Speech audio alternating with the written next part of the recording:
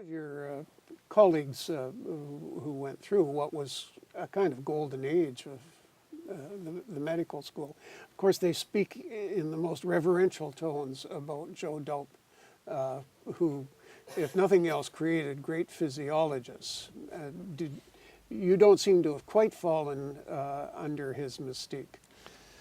Well, I mean, I did a BSc Med and got. I mean, I participated in as one of the people in Joe's study where this healer, non-religious healer from Montreal came out, and Joe had designed this study where, again, not approved by any animal committee, but where he created wounds on the back of mice, and he had medical students like me put our hands over it, and then the healer put his hands over it, and they measured the size of the wound over time, and I did doing a Bachelor of Science for 2 summers, I got to know Joe well. I remember one oral exam where he asked me, Ronald, why do we have people stay out of the water for 2 hours after a meal? And I started trying to tell him about some gastrointestinal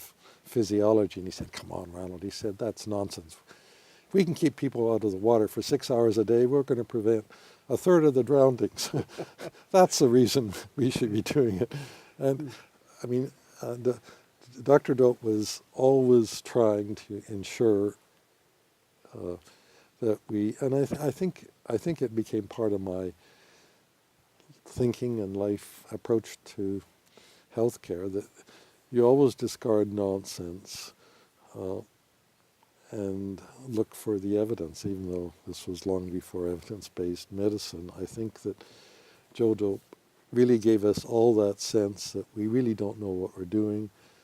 We should be critical of ourselves. We shouldn't be manipulating fellow human beings with nonsense. We really need to look for what are the facts, and he really, even as he taught, I think he instilled that into us in ways that really created a kind of structure, at least within me. I attribute that to Joe Doupe.